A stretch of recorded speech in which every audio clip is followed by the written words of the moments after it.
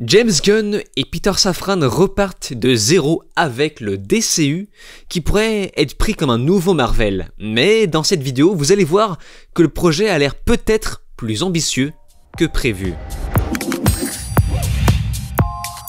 Salut à tous, c'est Vin sur Plot Time. On se retrouve une nouvelle fois pour parler du DCU. Souvenez-vous, la dernière fois, je vous avais parlé du ménage, du grand ménage, le grand reboot, le grand reset avec un Henry Cavill qui quitte son rôle de Superman sous la direction de Peter Safran et de James Gunn qui ont été choisis pour diriger le nouveau DCU par Warner. Donc là, on a un univers étendu qui va s'appliquer aux films, aux séries et même aux jeux vidéo. Pas moins de 10 projets sont sur le feu pour les 8 à 10 années à venir. Préparez-vous parce que là, cette vidéo sera extrêmement importante parce que je vais littéralement vous parler de votre futur, enfin, en tout cas du futur de la pop culture du côté de DC. Et je crois qu'on peut s'attendre à un nouveau Marvel, un nouveau MCU parce que tous les tristes patterns sont bel et bien présents. C'est même clairement revendiqué par James Gunn qui dit utiliser son expérience des Gardiens de la Galaxie pour créer ce nouveau DCU. Et ça, on l'avait déjà bien compris dans son film The Suicide Squad qui réutilise tous les codes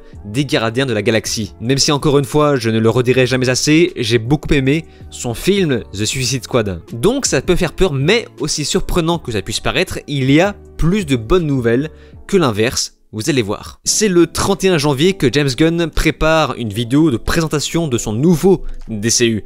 Et autant dire que ça secoue. Comme je vous l'explique au début, c'est un univers étendu qui va passer par le cinéma, par les séries et même parfois par les jeux vidéo. Avec toujours les mêmes acteurs qui incarnent les mêmes personnages à chaque fois. Même pour un film d'animation, ça sera les mêmes acteurs qui vont doubler ces personnages. C'est un beau bordel à gérer quand même. Parce que même Marvel n'a pas réussi à le faire avec par exemple What If, où certains acteurs n'étaient pas présents pour réincarner leur personnage en animé. Donc c'est un bordel, vraiment c'est un bordel à gérer et surtout, s'ils gardent un acteur sur le long terme, il faudra vérifier que cet acteur soit clean, qu'il ne soit pas apte à se faire cancel dans le futur, parce que le cancel, ça nous fait tout chier de savoir qu'un acteur va disparaître dans un projet ambitieux, mais sachez que ça fait chier en premier lieu les producteurs, parce que certes, les producteurs, ce sont eux qui prennent la décision de dégager un acteur, un petit peu comme Johnny Depp pour les Animaux Fantastiques, mais sachez que c'est une décision difficile. Les producteurs ne savent jamais si leur film se fera boycott, s'ils gardent ou conservent tel acteur pour un sujet controversé. Bref, tout ça pour dire que pour un projet aussi ambitieux que ce nouveau DCU, eh bien il faut prendre un acteur apte à ne pas se faire cancel. Et surtout un acteur pas trop vieux pour pas qu'on ait l'impression qu'il vieillisse dans les films, et ça, on y reviendra. Donc on a ce nouveau DCU et tout ce qu'il y a autour, tous les extras, comme par exemple The Batman ou encore Joker, parce qu'il y a des suites annoncées pour ces deux films, eh bien ça sera considéré comme ce que James Gunn appelle le DC Elseworld. Ça veut dire qu'il y aura le DCU, donc l'univers étendu, et les extras autour qui ne sont pas canons. Voilà. Merci, merci, merci. Vous l'avez fait. Vous avez fait ce que Marvel est incapable de faire. J'en peux plus. J'en peux plus que Marvel inclue tout dans leur MCU. Ça ne marche plus. Ça ne marche plus. Daredevil, il ne fallait pas l'insérer là-dedans. Vraiment, il fallait faire un truc à part. Il fallait faire un univers, comme dit James Gunn, Elseworld. Voilà, un univers Elseworld avec Daredevil où ça reste très sanglant. L'univers est trop sombre pour le MCU, ça ne marche pas, ça ne marche pas. Donc rien que pour ça, j'ai envie de dire merci James Gunn d'avoir fait ça. Donc plusieurs films sont à l'approche, notamment en 2023, qui sera pour moi l'année des restes avec Shazam 2, Blue Beetles, Aquaman 2. Voilà, pour moi ce sont vraiment les restes du vieux DCU. Même si, attention, c'est là que ça commence à devenir important, apparemment Shazam 2 et The Flash seront impliqués dans la transition entre l'ancien et le nouvel univers. Le film The Flash sera là pour réinitialiser l'univers et presque tout va changer. C'est là que va naître le reboot. Ce qui veut dire que les films précédents, on peut par exemple penser au Snyder Cut, eh bien, ils seront toujours canons. Donc voilà, ça c'est une autre bonne nouvelle. The Flash sera donc le film le plus important pour créer ce reboot. Et aussi, maintenant que j'y pense, c'est réalisé par un certain Andy Muschietti, qui est pour moi un très bon réal. Enfin, c'est pas non plus un excellent réal, mais quand même, il a du talent. Il a fait Mama, ou encore les remakes de ça, qui sont de bons remakes avec une bonne ambiance, même si le 2, je suis un peu moins convaincu. Donc c'est lui qui s'occupe de The Flash. Ça m'a rassuré, je me suis dit, ah mais c'est vrai que c'est lui, donc ça sera pas le navet que j'imaginais. Oui, parce que rappelons qu'il y a Ben Affleck normalement et Michael Keaton qui reviennent en Batman. Bref, pour en revenir au nouveau DCU, il sera apparemment divisé en plusieurs chapitres, dont le premier ayant pour titre Des dieux et des monstres. Ok. Nous avons tout un tas de projets qui arrivent pour 2025 avec 5 films et 5 séries. Voilà, propre. Et là vous allez vous dire, on commence directement avec le dur, le solide, avec un bon Superman des familles par exemple. Eh bien non. Le premier projet de ce nouveau DCU sera Creature Commandos, une espèce de mini-série d'animation écrite par James Gunn. Et c'est bizarre, et apparemment ça sera la seule série d'animation de cette phase. Là vous allez vous dire, bon ok, donc en deuxième projet, un petit Batman, allez, pour se mettre dans le bain. Eh bien, le deuxième projet n'est d'autre que Waller, une histoire sur Amanda Waller en live action. C'est... ok. Et Amanda Waller sera toujours incarnée par l'excellente Viola Davis. Et là, ça commence à me poser problème car j'ai appris entre-temps que ce projet va se situer entre la saison 1 et 2 de Peacemaker. Coco, t'es bien mignon, mais il est où le reboot? Le reboot, le vrai reboot. Je rappelle que t'as viré Henry Cavill. Pour créer ce reboot, t'as sacrifié Henry Cavill pour faire un vrai reboot. Et là, tu réengages Viola Davis. Certes, elle est parfaite en Waller. Et vraiment, je n'imagine pas mieux. Mais c'est quand même bizarre là. Comme je vous l'ai dit, James Gunn a annoncé que ce reboot n'annulait pas tout. Et c'est pour ça que, concrètement, les films d'avant restent plus ou moins canon.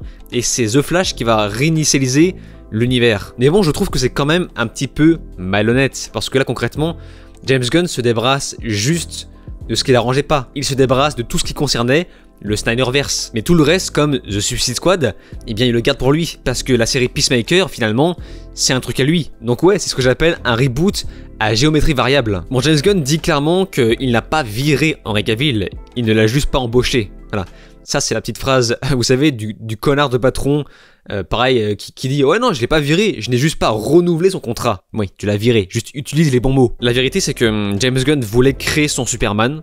Ok, pas de problème. Et apparemment, Henry Cavill est trop vieux pour intégrer ce DCU, surtout sur le long terme. Superman étant plus jeune et ayant une tranche d'âge entre 20 et 25 ans. Parce que oui, j'ai oublié de le mentionner, mais le troisième projet, le troisième grand projet, c'est Superman Legacy. Voilà, le premier vrai grand film de ce nouveau DCU. Le film sera écrit par James Gunn et prévu pour le 11 juillet 2025. Voilà, on a déjà une date. On verra un Clark qui va devoir apprendre à gérer sa vie entre l'homme et le super-héros. Donc forcément, ce n'est pas possible de reprendre Henry Cavill là-dedans. Voilà, parce que c'est... Clairement, James Gunn voulait faire son Superman, et pour faire son Superman, il faut sacrifier ce qui existait juste avant. Parce qu'aussi, il y a toute une histoire sur le fait que Superman doit être plus jeune que Batman, ce qui était déjà le cas avant. Je veux dire, Ben Affleck est plus vieux qu'Henry Cavill. Bref, le projet suivant, qui évidemment n'est pas dans ce nouveau DCU, il s'agit de The Batman partie 2. Il est pour l'instant prévu pour octobre 2025. Il fera donc partie de ce fameux Elseworld, les extras qui ne sont pas canons avec le nouveau DCU. Donc forcément, Robert Pattinson pourra reprendre son rôle. Et j'ai plutôt hâte, même si voilà, le petit Joker qu'on voit dans les leaks ne m'a pas forcément convaincu. Maintenant, revenons à nos moutons avec le quatrième grand projet de ce nouveau DCU, Lanterns, évidemment, qui concerne les Green Lanterns, qui sera une série HBO Max, si je ne me trompe pas. Et James Gunn parle d'une inspiration à la True Detective, qui est une excellente série, mais je vois pas trop le rapport d'ailleurs. Apparemment, l'intrigue s'en inspirera beaucoup, et cette même intrigue sera principale, primordiale pour la première phase. Donc, un vrai projet sur Green Lantern, moi, je ne crache absolument pas dessus, parce que Green Lantern, voilà,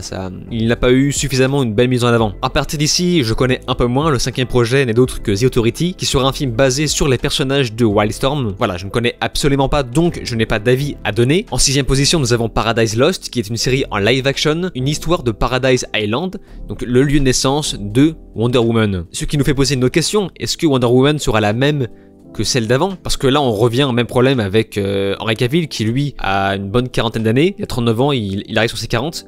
Donc forcément si tu veux créer un DCU pour le long terme, il faut prendre un acteur plus jeune. Ce qui est forcément le cas de Wonder Woman. Wonder Woman a un visage qui fait plutôt 30 ans et Gal Gadot, voilà, elle est bien conservée, il n'y a pas de problème. Mais forcément pour le long terme, il n'est pas possible de garder Gal Gadot. Donc ça aussi c'est un sujet qui reste à débattre. Le deuxième plus gros film ambitieux après Superman, bien sûr je parle de The Brave and the Bold, un film, ou devrais-je même plutôt dire le film qui va introduire Batman dans ce nouveau DCU. Et attention, parce que là c'est le vrai univers de Batman, Batman Family, avec pour la première fois au cinéma, si je ne me trompe pas, Damian Wayne, qui est un très bon personnage, très intriguant, un Robin très énervé. Ce qui me fait poser une autre question, c'est est-ce que ce DCU sera soft au niveau de la violence?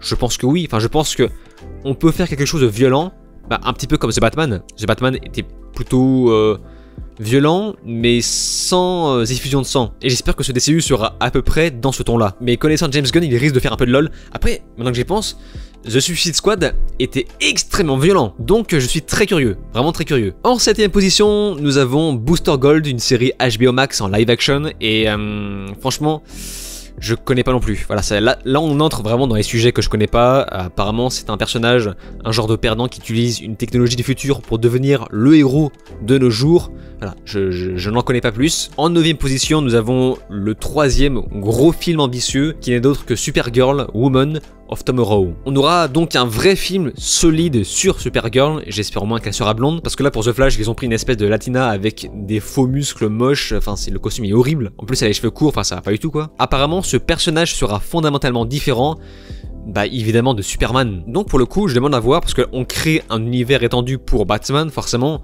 on va en faire de même pour Superman. Et ça se finit sur le 10e projet, Swamp Thing. Alors ce n'est pas la première fois qu'on voit ce titre à l'écran, on a eu une série sur Amazon Prime si je ne me trompe pas. Là cette fois-ci on aura un film d'horreur, et c'est vraiment bizarre qu'ils tiennent absolument à mettre ce truc en avant, surtout qu'il sera un peu décroché du reste de l'univers, une façon de rajouter un peu de fraîcheur. En dehors de ça, j'ai vu aussi qu'il y a un autre film en préparation qui fera partie du Elseworld, qui n'est d'autre que Black Superman, et heureusement qu'il ne l'intègre pas débilement dans le nouveau DCU, voilà, afin d'éviter de faire un doublon, parce que Black Superman, le seul truc qui qualifie ce personnage, c'est le fait qu'il soit noir. Ça part bien. Mais vraiment, hein, c'est juste ça. Parce que concrètement, c'est Superman, mais en noir. Donc merci d'avoir eu l'intelligence de ne pas l'intégrer en doublon dans le DCU. Parce que Marvel ne se serait absolument pas gêné pour créer un doublon de con. Alors, j'ai noté beaucoup de choses qui font peur, mais je note surtout des surprises. Il y a principalement de nouveaux projets plus frais qu'on n'a pas suffisamment vu au cinéma ou encore en série, donc James Gunn prend pas mal de risques. Voilà, il essaie d'explorer des endroits qu'on n'a pas assez vus et pour le coup qui attisent ma curiosité. Donc voilà, pas mal de prise de risque, j'apprécie. L'autre bonne nouvelle, c'est que Superman reste le king dans ce projet. Même si Henry Cavill n'en fera plus partie, Superman restera sur le devant de la scène. Il est le premier dans ce DCU à avoir son grand film. Et Batman sera en second plan, mais restera quand même très important. Personnellement, j'entends bien que DC cherche à repartir sur des basses scènes, tellement que le Snyderverse est parti dans tous les sens, et avec des problèmes d'acteurs à droite et à gauche, des cancels à droite à gauche, sans compter la prod qui met sans arrêt les mains dedans. Pour moi, le début du déclin a été Suicide Squad. C'est le monstre de Frankenstein, des producteurs ne sachant plus où aller avec ce DCU. Donc c'est bien de tout recommencer. Voilà, je trouve que c'est bien. Par contre, en partant du principe que Justice League Snyder Cut existe et a plu à une majorité de fans, pourquoi ne pas avoir fait un dernier film Justice League bien propre avec les acteurs d'origine pour boucler dignement cette tentative saga? Pourquoi ils n'ont pas simplement fait ça? On ramène une dernière fois Zack Snyder, on lui file carte blanche pour créer son gros film qui sera un carton. Vraiment, les producteurs ignorent à quel point ils passent à côté d'un gros carton, d'un succès. Un grand film Justice League pour conclure ce DCU un peu raté, mais voilà, pour bien conclure proprement, qui a été parfaitement installé avec la Snyder Cut. C'était la meilleure chose à faire et j'aurais été entièrement d'accord sur le fait de rebooter après ça, vraiment après. Ok, pas de problème. Un bon grand film Justice League aurait permis de mieux avaler la pilule. Vous savez, avec le Darkseid en antagoniste. Depuis le début de ma vidéo, j'explique que ce nouveau DCU sera au même titre que Marvel. Pourtant, James Gunn insiste pour dire que ce n'est pas pareil. Ce que j'aime dans DC, c'est qu'il s'agit d'un univers réellement différent. Habituellement, chez Marvel, c'est New York, Chicago, San Francisco, et puis tous les autres endroits du monde sont fictifs pour une raison ou une autre. Dans le DCU, nous avons Metropolis, Gotham, Themyscira, Atlantis, et tout ceci forme un véritable univers fictif. C'est ça que nous sommes en train de créer.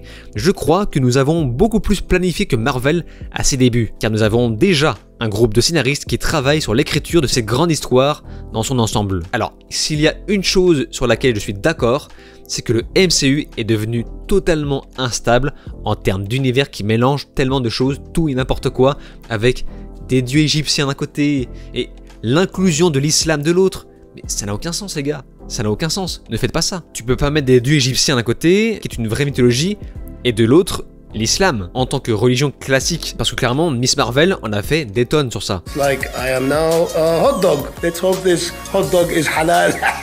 J'ai ressenti un grand bouleversement de la force. Au même titre que Star Wars, Disney confie une équipe de scénaristes différentes entre chaque projet avec pour seule directive Kevin Feige. Et moi franchement à ça j'ai envie de vous dire mais il faut repartir sur des bases saines. Tout cramer, reprendre à zéro. Du côté de Warner, le nouveau DCU se donne pour objectif de créer un vrai lore solide par la même équipe de scénaristes. Merci. Merci. Oui, c'est ça qu'il faut. Il y aura légèrement moins de production que Disney Marvel chaque année. C'est pour le mieux. Voilà. On privilégie la qualité à la quantité. Apparemment, les personnages seront plus ambigus, plus nuancés. Là, ça sera pas tout blanc, tout noir. Ça sera également plus riche et diversifié dans la proposition d'univers. Par exemple, on pourrait raconter une histoire qui se déroule dans une temporalité complètement différente. Là où le MCU se passe généralement à peu près tout le temps au même moment. Voilà, en tout cas, malgré le fait que des gens soient en colère, à juste titre, ce qui est mon cas, hein, moi ça m'énerve, je suis quand même impatient de voir le résultat du prochain film Superman. Voilà, ne serait-ce que ça. Je veux voir la gueule du prochain film Superman. Je suis très curieux. Est-ce qu'il va passer à la moulinette de la déconstruction? La réponse est oui, évidemment. La vraie question qu'il faut se poser, c'est est-ce que ça sera subtil? Nuance. Mais il est évident que Superman sera déconstruit, voilà, ça sera un espèce de héros, une espèce de lavette qui va devoir s'excuser tout le temps, mais peut-être que ça sera un peu plus subtil. Plus sérieusement, je veux juste de bonnes séries et de bons films, bien écrits, bien propres, avec de bons personnages, qui ne tombent pas dans le quota politique, comment dire, la politique d'identité de Disney Marvel, même si j'en demande trop. Oui, j'en demande beaucoup trop, parce que, par exemple, Supergirl, mais s'il vous plaît, ne prenez pas une femme réalisatrice juste parce que c'est une femme, parce que c'est ce que Disney Marvel fait tout le temps, ou encore Netflix. Quand on parle d'un film qui concerne quelque chose d'un peu féministe, ou qu'on met en avant un personnage féminin, on prend toujours une femme réalisatrice. Ça n'a aucun putain de sens. Ce qui est le cas de Miss Marvel, de She-Hulk, de Black Widow, c'est con. Prenez juste les meilleurs réalisateurs, hommes ou femmes, noirs ou blancs, on s'en bat les couilles, prenez les meilleurs des meilleurs. Malheureusement, c'est mal barré parce que actuellement Warner est à la recherche d'un acteur et un réal noir pour le film Black Superman. Ok, ça part bien. L'acteur noir, ok, c'est évidemment, il faut qu'il soit noir. Il n'y a pas de débat. Mais par contre, le réal, pourquoi le réalisateur doit absolument être noir? Le scénariste, lui aussi, est noir. C'est débile. C'est débile. Spielberg, qui est blanc, est un putain de réal et a parfaitement été capable de mettre en avant la ségrégation dans ses films. Prenez juste les meilleurs, sans déconner, ou encore les plus ambitieux. Ne prenez pas des yes men de cons juste parce que leur couleur de peau correspond au papier. Donc pour Supergirl, prenez le ou la meilleure, s'il vous plaît. Là, heureusement que Black Superman, encore une fois, ne fait pas partie du DCU. James Gunn insiste pour dire qu'il est vraiment très fan, mais alors vraiment très fan des personnages d'ici. Je crois qu'il les préfère même à Marvel, et qu'il fera tout pour leur donner de la valeur dans les projets à venir. J'ai envie d'y croire. J'ai envie d'y croire parce que James Gunn, même si voilà, il a fait du caca, il a fait de la crasse, il s'est débarrassé d'Henry Cavill, même si il insiste pour dire aussi que Henry Cavill va revenir dans d'autres projets, qu'il ne l'a pas viré du DCU, eh bien ça reste pour moi quelqu'un qui a du talent, qui a de l'ambition, et j'ai envie de lui laisser sa chance. Donnons cette chance au nouveau DCU pour voir ce que ça peut donner. Bref, j'ai beaucoup parlé, oula, oui, j'ai beaucoup parlé. On va donc s'arrêter ici, n'hésitez pas à me donner votre avis sur la question, il y a beaucoup à dire, c'est un projet très complexe. Évidemment, je porterai attention à vos commentaires, donc n'hésitez pas à m'en faire part. Et c'est donc sur ces mots qu'on se laisse, n'oubliez pas de vous abonner à ma chaîne YouTube, cliquez sur la cloche, souscrire si vous pouvez, et de me rejoindre sur les réseaux sociaux. Je vous dis alors ciao, et à la prochaine.